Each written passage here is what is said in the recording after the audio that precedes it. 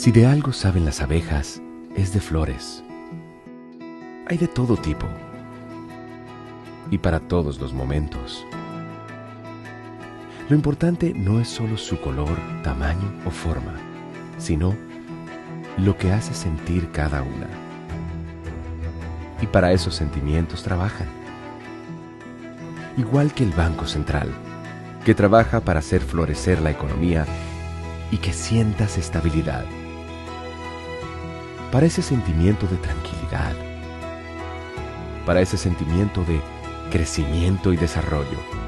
Para que la primavera llegue a todos los sectores y los planes de muchos den grandes frutos. Banco Central de la República Dominicana, 75 años trabajando por una estabilidad que se siente.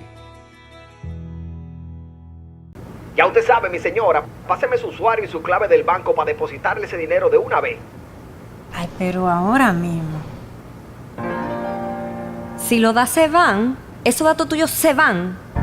Si los das se van, esos datos tuyos se van. En el momento en que lo envíes te van a hackear.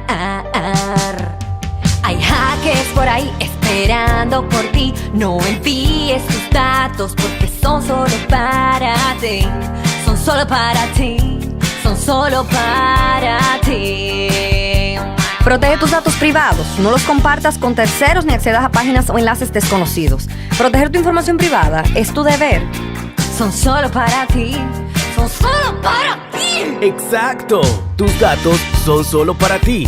Protegerlos es tu deber. Banreservas, el banco de todos los dominicanos.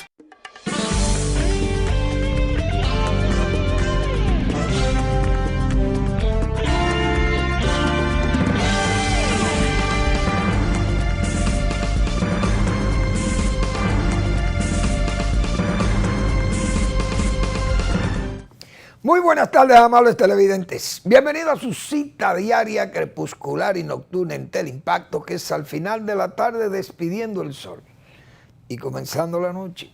Ponga su caridad en buenas manos.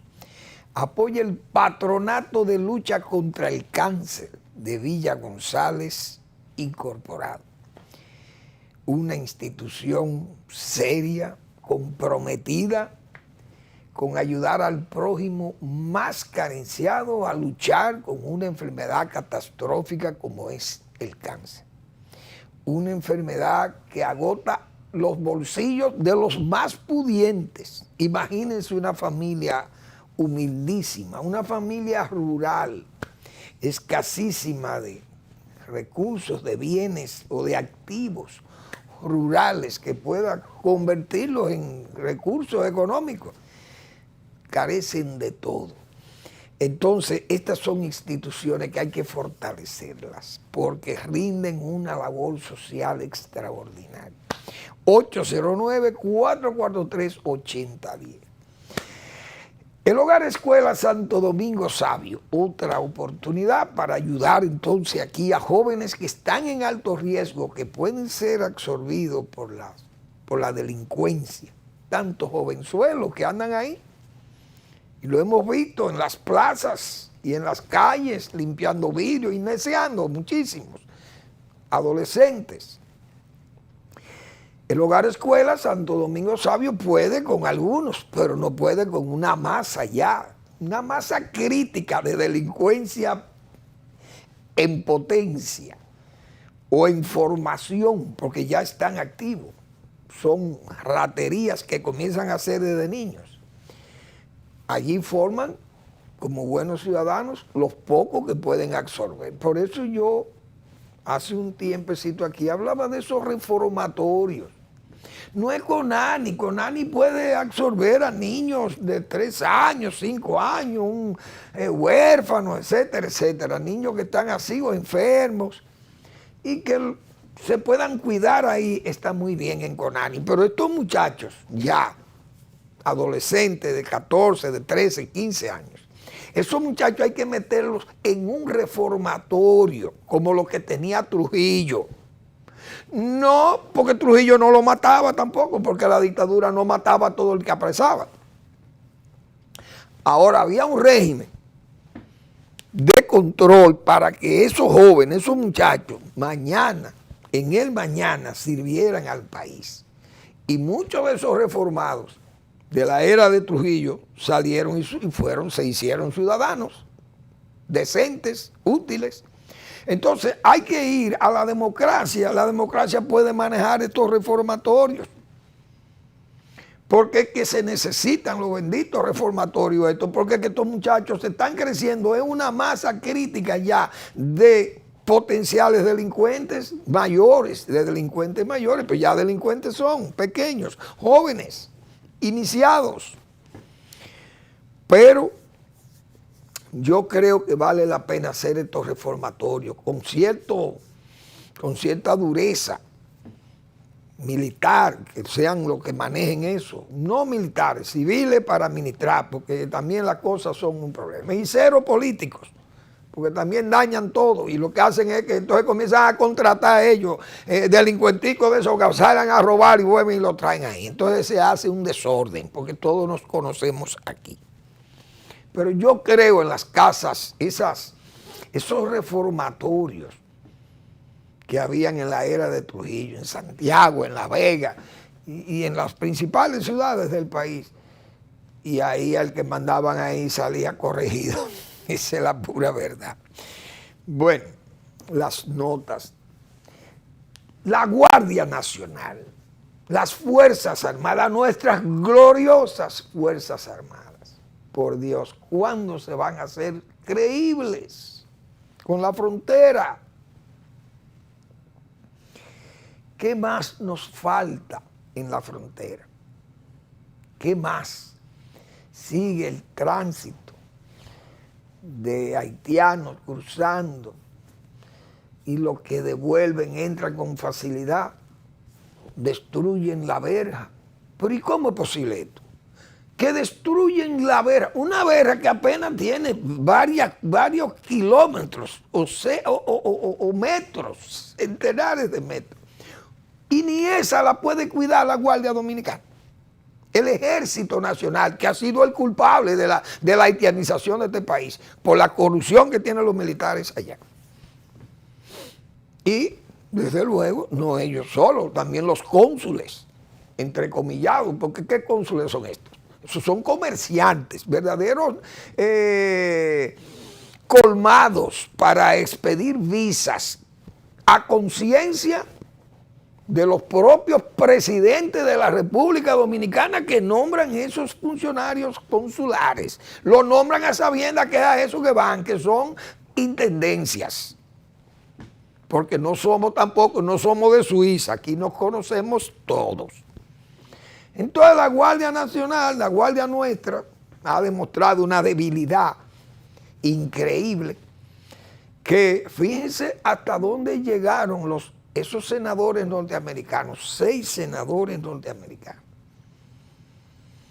Le escriben al presidente de su país, pero ¿a qué presidente? Al señor Joe Biden, señor, el presidente de la hiperpotencia que se llama Estados Unidos de Norteamérica, señalándole que a Haití están llegando armas pesadas, armas de guerra y proyectiles, balas, y que el territorio dominicano es que se utiliza para la entrada de esas armas y de esas municiones a Haití.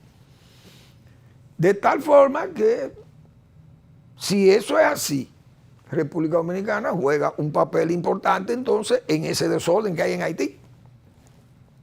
Porque nosotros estamos sirviendo de puente, de pasadizo amplio, para que pasen esas armas ilegales. Claro, Estados Unidos es quien las fabrica, no somos nosotros. Pero recientemente fue detenido un haitiano en Haití, por los militares haitianos, con 17,000 balas que pasaba de aquí. O sea, como para confirmar el acerto, decíamos nosotros la semana pasada.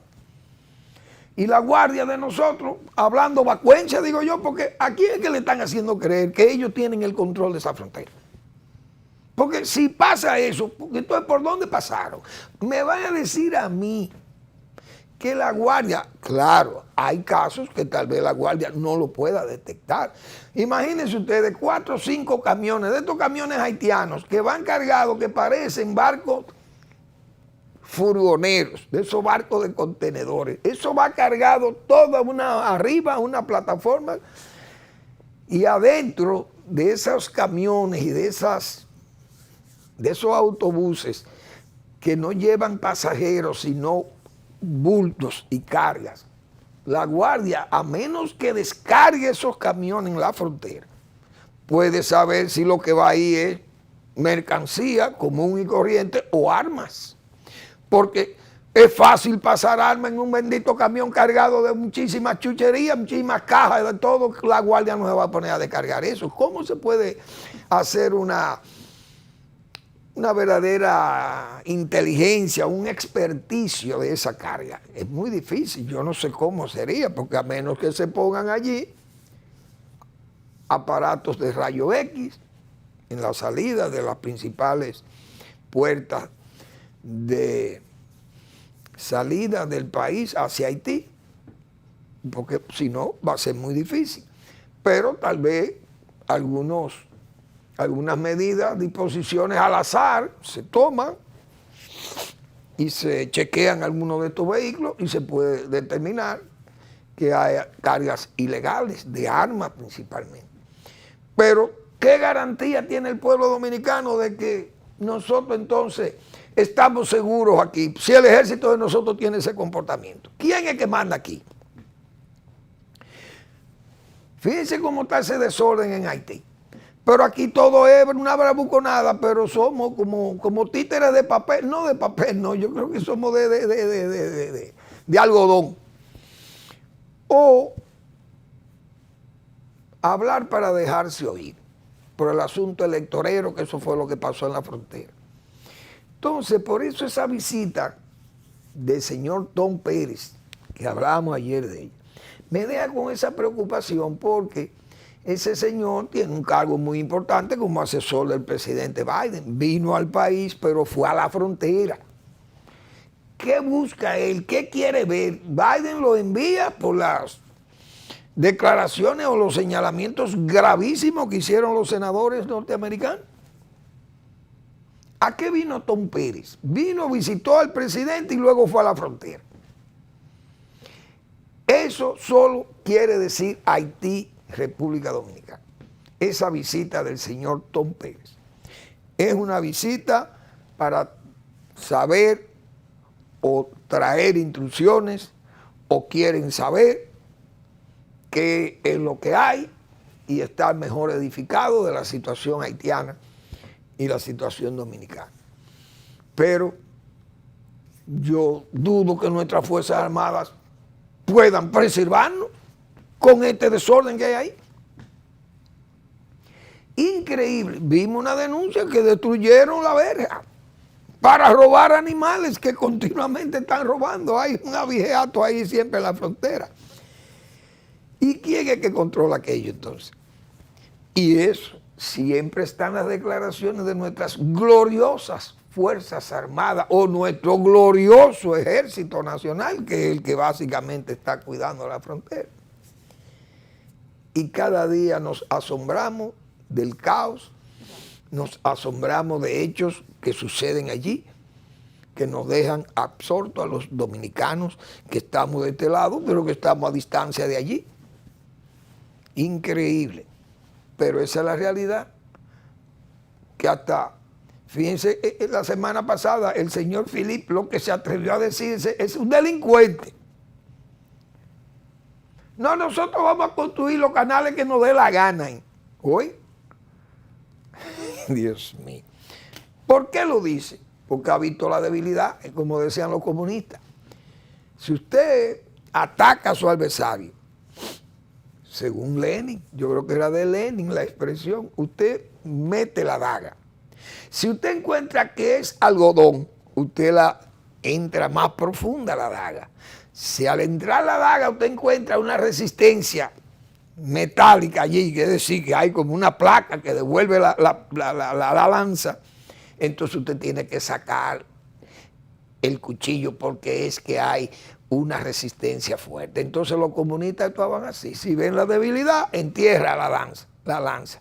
Si está fuerte el adversario y te pone resistencia, sácala y lárgate de ahí porque sabe que está más fuerte que tú. Esa es una tesis de los comunistas. Entonces los bandoleros actúan así también ahí. En la frontera dirán con esa debilidad que tienen los dominicanos, que hablan y no hacen nada, y mira lo que lo hemos hecho nosotros aquí. Bueno, que Dios nos tome confesado, como se dice. Bien, entonces, señores, si el gobierno estuviera atendiendo sus cartones, como se dice, hay que ponerle atención a una expresión del Listín Diario, del editorialista del Listín Diario, el señor Franjul, Miguel Franjul. Atiendan eso, señores. Pónganle atención a esas cosas. Eso que dijo el editorialista con esa, en forma tan imperativa, atiendan eso. Ay, Dios mío. Ese editorial de Miguel Franjul se refería a un hecho, o se refiere a un hecho, que sucedió en Baní, pero que eso es generalizado en este gobierno, lamentablemente. Pero no vale que se digan esas cosas, las decimos por aquí, las dicen los editorialistas de periódicos, columnistas de periódicos, otros medios de comunicación, el Vox Populi, que este gobierno no atiende los problemas, verdaderamente los problemas. Aquí parece que el único detalle que llama la atención al gobierno es, o el único sector que le llama la atención al gobierno es el turismo. Y está bien que se atienda el turismo porque es la locomotora. Pero hay que atender los vagones, hay que atender la vía férrea, porque ¿qué usted hace con una buena locomotora si la vía férrea no funciona? O si los vagones andan mal todo y la carga se derrama allí. Entonces, ¿para qué tener una buena locomotora? Digo, yo pongo ese símil con un tren, con un ferrocarril, porque el gobierno solamente todos los meses tiene, esto es un pantalleo, un tramoyismo con el asunto del turismo. Muy bien que el turismo es la locomotora y que se le brinda atenciones, pero usted no puede descuidar las demás funciones del gobierno. Ese editorial del Listín Diario, refiriéndose a una escuela que derribaron en Baní, en una comunidad de Baní, una provincia como es la provincia Peravia y ese municipio de Baní, que los banilejos, señores, es gente de trabajo aquí en este país. Y han demostrado que son comunidades que tienen vocación desarrollista, de crecimiento, de progreso. Los banilejos, donde quiera que van, y gente de trabajo. La autoridad del gobierno derribaron una escuela porque se le va a construir nueva, yo no sé si por asunto de la carretera o algo, o una obra que se va a hacer por ahí. Derribaron la escuela, pero con las condiciones de que la vamos a hacer de una vez. Y ahí andan los muchachos dando tumbo, dice el Listín Diario. Dando clases en una iglesia, dan clases por allí, en un almacén que aparece por aquí vacío, le prestan una casa vacía allí. Y así es que andan los estudiantes de esa zona rural de Baní o de la provincia Peravia. Y eso es una barbaridad. Entonces, yo entendí ese, atiendan eso. Con esa forma tan imperativa del Listín Diario, del editorialista, que se ve que Miguel escribió eso con un sentimiento de molestia ya progresiva, porque es que son tantas las cosas que le llegan a esos medios y son tantos los editoriales que se han hecho en esta gestión de gobierno, criticando cosas de ese tipo. Pero eso es increíble. Hoy mismo yo vi la asociación de profesores, la misma queja con las escuelas que están en construcción y las escuelas están abandonadas y un desastre con la escuela nacional. Y nada, seguimos con el mismo problema, las escuelas no se terminan, pero sí le damos importancia al turismo como para complacer a Gunnar Myrdal, aquel economista sueco del círculo vicioso. Si usted promueve el desarrollo de un sector importante del Estado, se le agravan los otros. Usted desarrolla el turismo, pero se nos han agravado todos los problemas de la seguridad, los problemas del agro, los problemas de la educación, los problemas de la salud. Todos están, qué sé yo, se están malogrando prácticamente.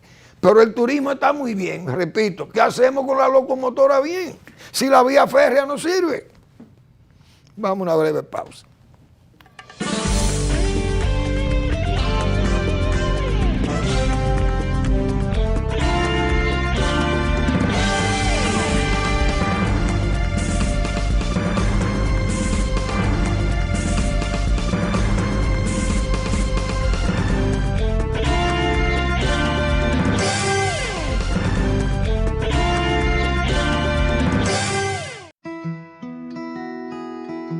Si de algo saben las abejas, es de flores.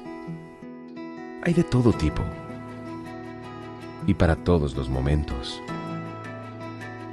Lo importante no es solo su color, tamaño o forma, sino lo que hace sentir cada una. Y para esos sentimientos trabajan. Igual que el Banco Central, que trabaja para hacer florecer la economía y que sientas estabilidad. Para ese sentimiento de tranquilidad, para ese sentimiento de crecimiento y desarrollo, para que la primavera llegue a todos los sectores y los planes de muchos den grandes frutos. Banco Central de la República Dominicana, 75 años trabajando por una estabilidad que se siente.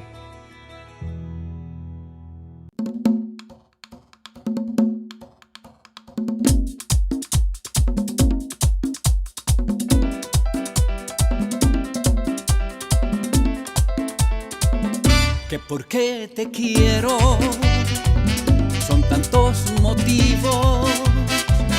Fui como tu cielo, tu luz en tu sombra, tu mejor amigo. Conmigo supiste dominar tu miedo y con mi ternura pude demostrarte que por qué te quiero, que por qué te quiero. Son mil cosas a la vez. Todo el que alguna vez soñó con irse, no deja de soñar con regresar.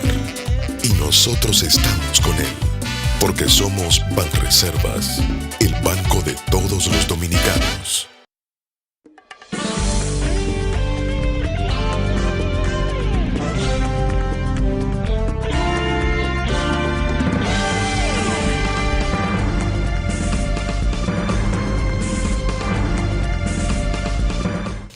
Bien, hay que señalar otra debilidad que viene mostrando la autoridad nacional. Porque se entendía, cuando se llegó al poder en el 2020, que el gobierno iba a necesitar recursos externos para hacerle frente al problema de la pandemia que generó desempleo, alto desempleo, el cierre casi del músculo nacional. Había que mantener un flujo mínimo para que la economía no colapsara totalmente. Los servicios, había que mantener los servicios públicos. El gobierno se le toleraba que tomara préstamos, pero no que hiciera este festival que ha hecho el gobierno de préstamos. Pero ¿y a dónde que vamos a llegar, señores? 100 millones de dólares para regalarlo. Para regalar. Yo voy a tomar 100 millones de dólares prestados para regalarlo. Pero eso es demencial, eso es manicomial. Es un verdadero emparejamiento, como hemos dicho, con un fatídico emparejamiento con el pasado de sus propias, diríamos, de la propia militancia o dirigencia del partido que está gobernando hoy. Pero ¿y qué es lo que está pasando? Porque ¿para dónde que vamos? Pregunto yo. ¿A dónde va a terminar la República con este festival de préstamos? Yo a veces me pongo a pensar lo siguiente. Viene la reelección porque es un gobierno que está actuando por impulso electoral, pura y simplemente. Solamente le interesa el dinero para gastarlo, para regalarlo. Mire, a los arroceros tengan 50 millones para que compren semillas. A los bananeros tengan 140, pero son sectores que están en desgracia total. El agro está arruinado.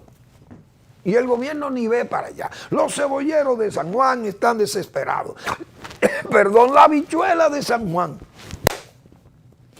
A la pérdida, que hablamos de eso la semana pasada del TRIPS. Pero ¿dónde está el plan San Juan? Que tenga un plan de manejo integrado de plaga en la zona. No lo hay, no lo tiene el plan San Juan. ¿Y para qué que son los 4.000 millones de pesos? Es decir, no podemos mantener un plan integrado de plaga para tener control del TRIPS, las habichuelas, la pérdida, pero a mi amigo Manuel Matos, que es de los directivos de allá de San Juan, Manuel, recoge la firma de todos los productores que están en pérdida y mándale una nota que el presidente te va a mandar los 100 millones de pesos. Usted le deben 100 millones al Banco Agrícola. El gobierno le da 100 millones de pesos, se los regala, porque es que el gobierno resuelve los problemas con dinero, a papeletazo.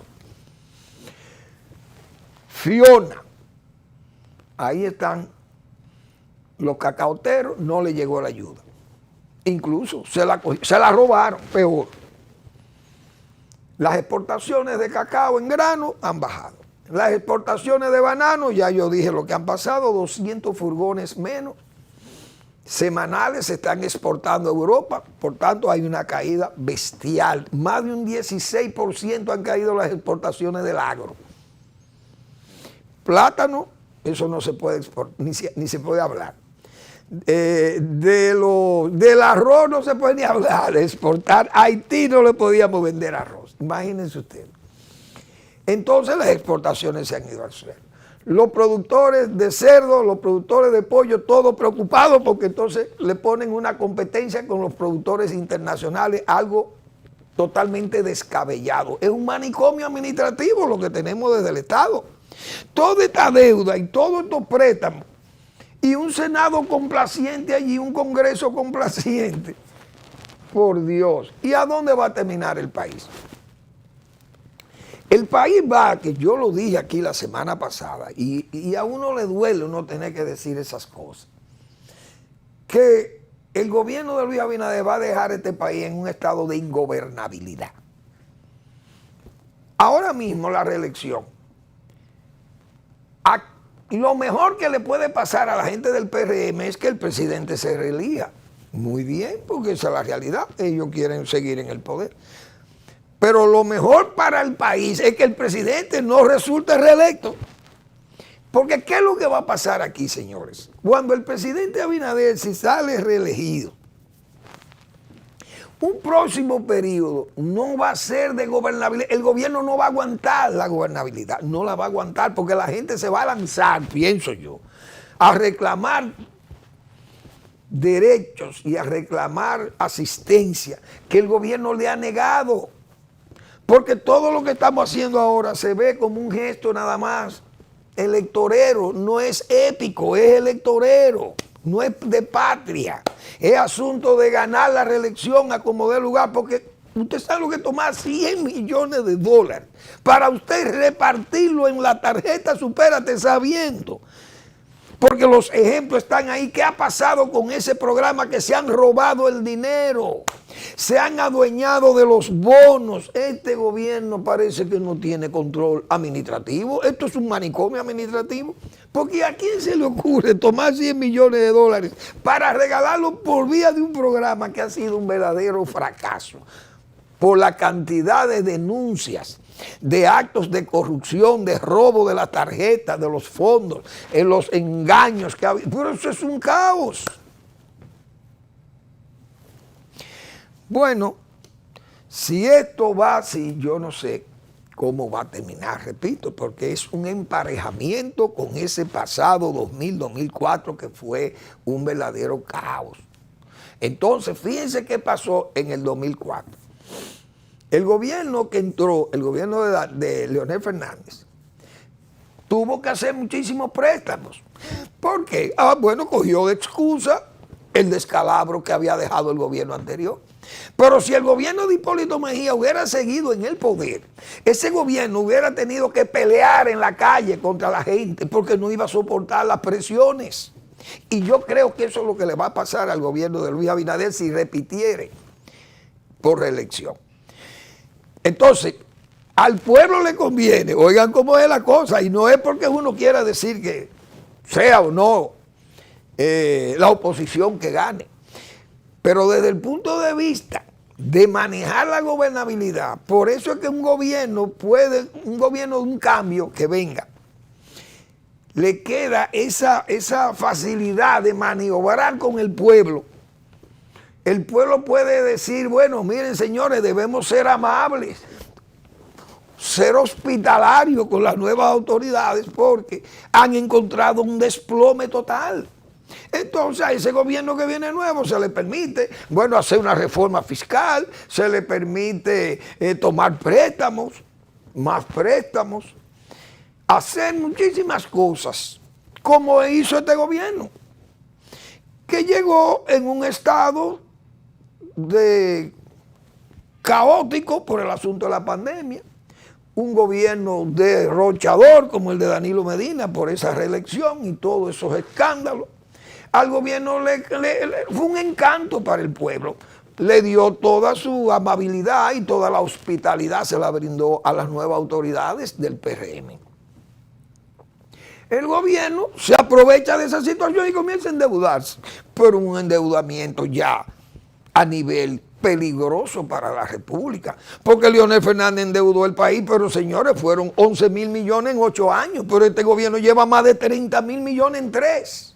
Esto es un escándalo y todavía miren esto, hoy aprobar un préstamo de 100 millones de dólares para regalarlo. Pero ¿y para dónde que vamos? Presidente, póngale control a esto, porque está bien que usted quiera ser de nuevo reelecto, cosa que tiene perfecto derecho.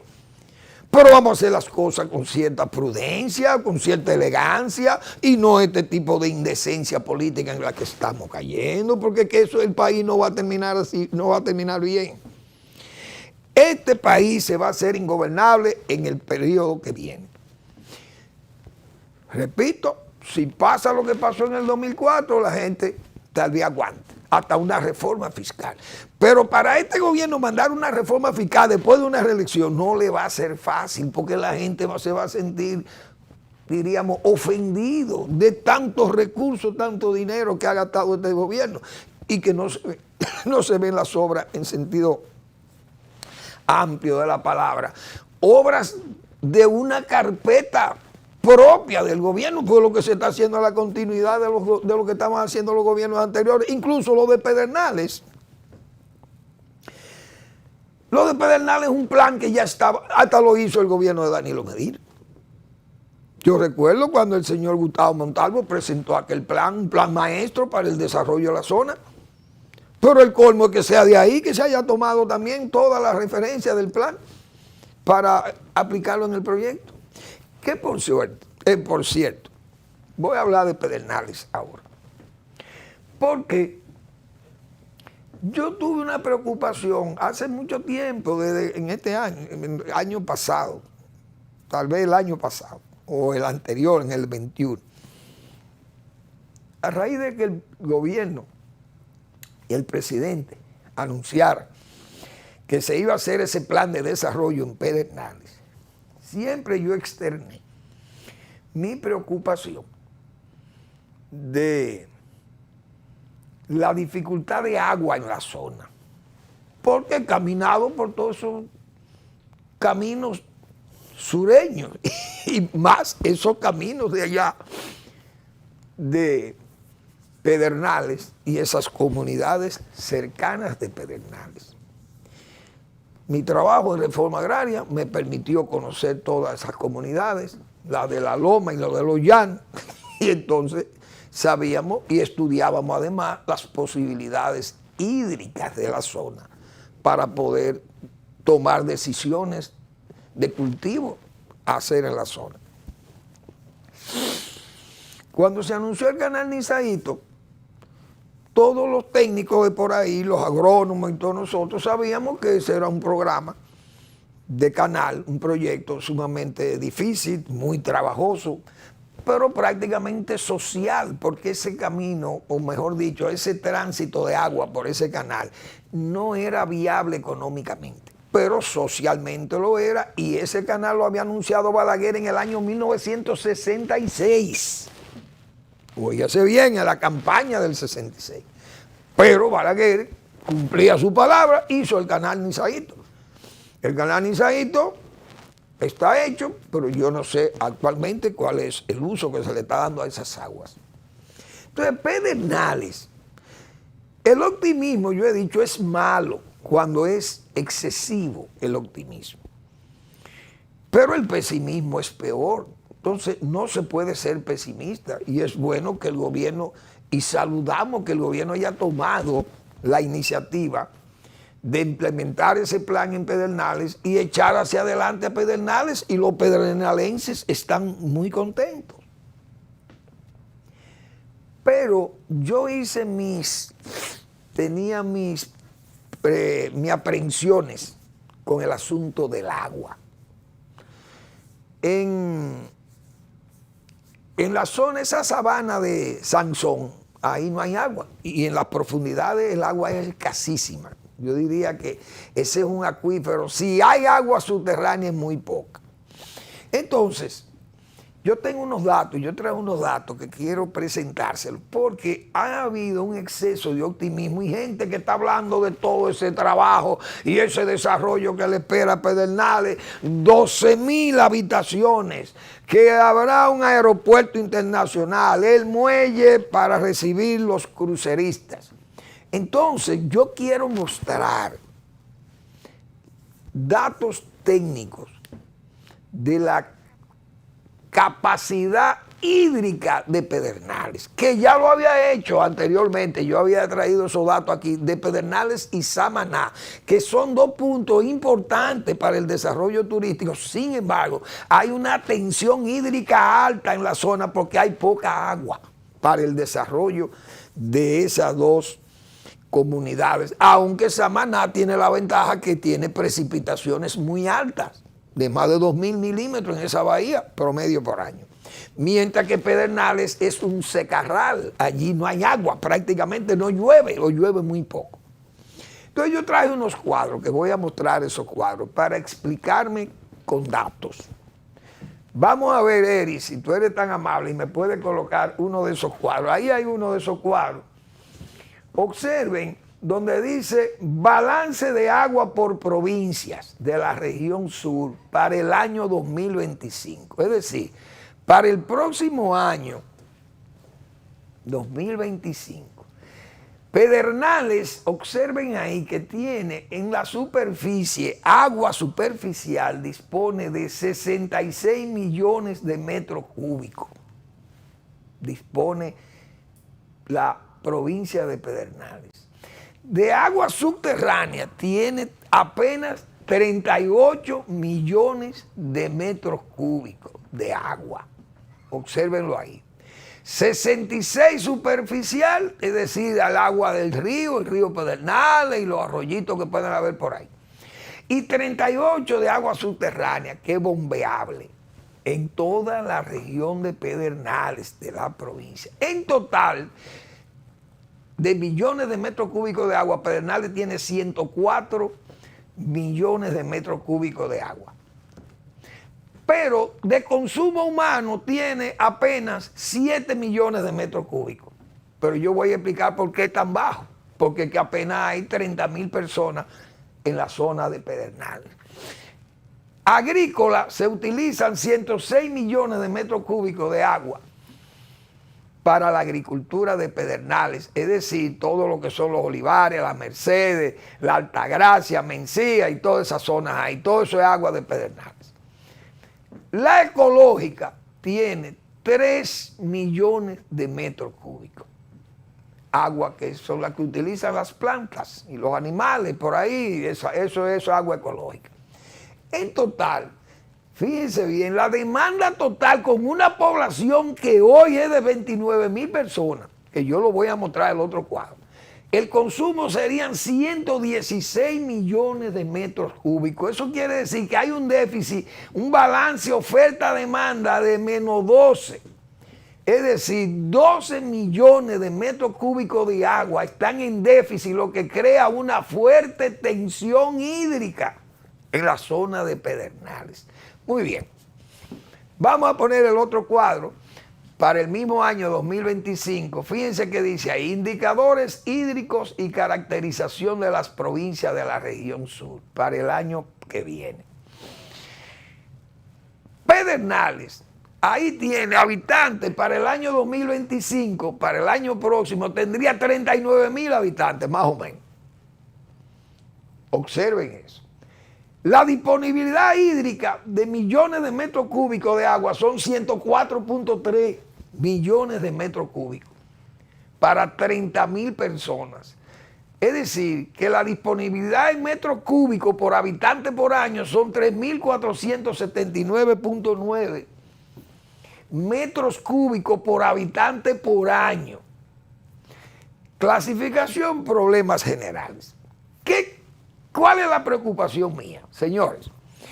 En el momento en que Pedernales se desarrollen 12,000 habitaciones, un aeropuerto internacional y ese muelle demanda agua para, ponga usted que se va a triplicar la población en Pedernales, porque para atender 12,000 habitaciones de hoteles se necesitan por lo menos 3 veces o 4 veces tal vez, o 2 veces y media o 3 veces se va a triplicar la población de Pedernales. Pero el consumo de agua va a aumentar 3 veces más que lo que hay. Pero el déficit, observen que nada más se dispone de 104.23, con un déficit de 12 metros cúbicos, de millones de metros cúbicos, con la población que hay. Óigase bien, ¿qué va a pasar entonces en Pedernales?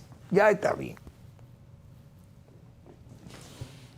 Ese cuadro, señores, nos dice, nos habla claro que Pedernales es una provincia con una alta tensión hídrica, con escasez de agua.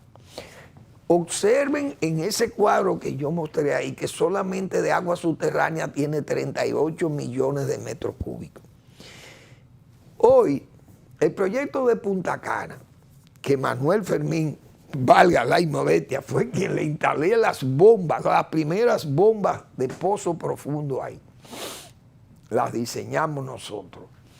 Se instalaron con motores diésel, me acuerdo, fueron unos motores alemanes que se le instalaron allá.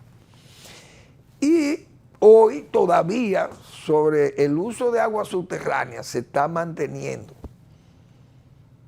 el proyecto de Punta Cana. El agua ya está infiltrándose, los pozos, el agua subterránea, hay una serie de infiltraciones, porque a medida que usted va bombeando agua, sacando agua del acuífero, ese acuífero va creando unas tensiones y va jalando agua salada. Entonces el agua salina está entrando al acuífero de agua dulce.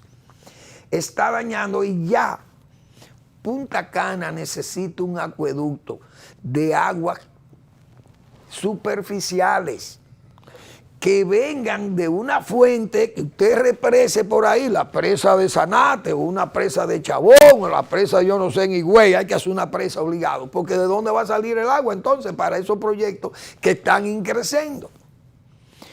Imagínense que también se agregue el aeropuerto de Bávaro mañana que entre allá, más todos esos proyectos que se están desarrollando en Cap Cana y Punta Cana. ¿Qué va a pasar? ¿O qué está pasando, mejor dicho, ya en Punta Cana, que se necesita agua? Porque ese aeropuerto se ha expandido también, el aeropuerto de Punta Cana. Entonces, en Pedernales, dice Manuel Fermín, cuidado con los excesivos optimismos. Porque por impulso y por asuntos electorales se llega a hacer una planificación ahí que después se queda trunca, porque el agua, ¿de dónde va a aparecer el agua? A menos que entonces se derive hacia la utilización de agua salina, se instalan allí plantas desalinizadoras. Yo no sé si habría la suficiente energía y la suficiente capacidad para ello, o quién va a hacer esa inversión finalmente, si el sector público o el sector privado o la APP. En resumen, no pongamos las cosas tan fáciles. Y como veo yo muchísimas gente que escribe por alcahuetería, otros porque son plumas y voces de alquiler, y otros porque son gente de buena fe que están esperando que se desarrolle una zona como esa ancestralmente olvidada. Es verdad, y uno quisiera que haya un desarrollo allí, pero que no se hable de cosas que después son irrealizables, porque tenemos que ser prudentes con el optimismo. Vamos a la pausa.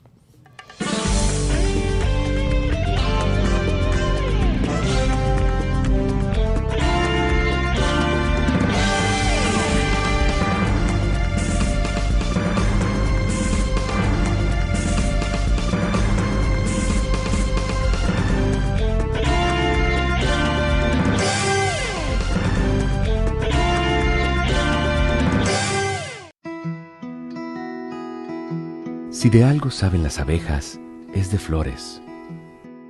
Hay de todo tipo y para todos los momentos. Lo importante no es solo su color, tamaño o forma, sino lo que hace sentir cada una. Y para esos sentimientos trabajan. Igual que el Banco Central, que trabaja para hacer florecer la economía y que sientas estabilidad. Para ese sentimiento de tranquilidad, para ese sentimiento de crecimiento y desarrollo, para que la primavera llegue a todos los sectores y los planes de muchos den grandes frutos. Banco Central de la República Dominicana, 75 años trabajando por una estabilidad que se siente. Ya usted sabe, mi señora, páseme su usuario y su clave del banco para depositarle ese dinero de una vez. Ay, pero ahora mismo. Si lo das se van, esos datos tuyos se van. Si los das se van, esos datos tuyos se van. En el momento en que lo envíes te van a hackear. Hay hackers por ahí esperando por ti. No envíes tus datos porque son solo para ti. Son solo para ti. Son solo para ti. Protege tus datos privados. No los compartas con terceros ni accedas a páginas o enlaces desconocidos. Proteger tu información privada es tu deber. Son solo para ti. Son solo para ti. Exacto. Tus datos son solo para ti. Protegerlos es tu deber. Banreservas, el banco de todos los dominicanos.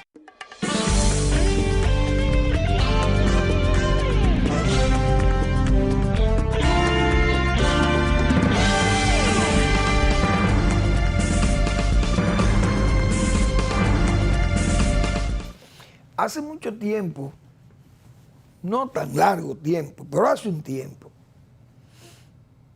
que nosotros tratamos el caso de Montegrande, de la presa de Montegrande.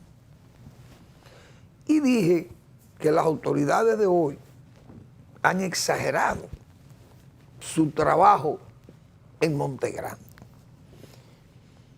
Dije además que yo creo en la palabra de Olgo Fernández, porque creo que Olgo Fernández es un hombre serio. Olgo Fernández, el ingeniero Olgo Fernández, fue el director del INDRI en la gestión anterior del señor Danilo Medina. Y fue básicamente la administración que le dio fuerza a esa construcción de Montegrande, que ya venía su diseño y todos sus inicios de trabajo desde la época del gobierno de Leonel Fernández. Es una presa que tiene más de 12 años en construcción, una cosa que choca en un país donde hay tantas represas construidas por los gobiernos de Balaguer y que se construían sin pararse y en tiempo verdaderamente corto relativamente con lo que está pasando con esta presa o lo que ha pasado con esta presa, que dinero no le ha faltado, porque señores, hay que ver todo el dinero que se tomó con Danilo Medina en el poder. Y en este gobierno, que estamos hablando de más de 50.000 millones de dólares entre estos dos últimos gobiernos. Oigan qué suma. $50 mil millones. Yo creo que eso no gastó Estados Unidos en la guerra de Vietnam, no lo gastó. Y hay que ver las cosas que Estados Unidos hizo en Vietnam.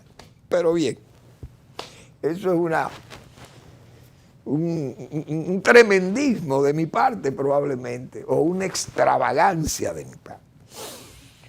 Ahora, la presa de Monte Grande, me llamó la atención que dicen los productores de la zona que no van a la inauguración.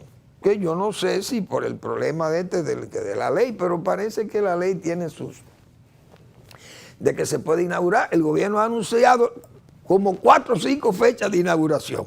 Y decía yo, ojalá la inauguren en enero, pero en diciembre pasó y no se pudo hacer nada. Pero ¿qué es lo que se va a inaugurar? Decíamos nosotros. Ese es el problema, que lo que se va a inaugurar es el muro. Ahora que se llene, y la utilidad de esa presa, como decía yo aquí hace mucho. Digo, ¿dónde están los canales de riego? ¿Con qué que se va a hacer la parcelación ahí? O el agua de los acueductos, las obras de tomas, o el agua de la casa de máquinas, que también tienen que producir energía, no sé.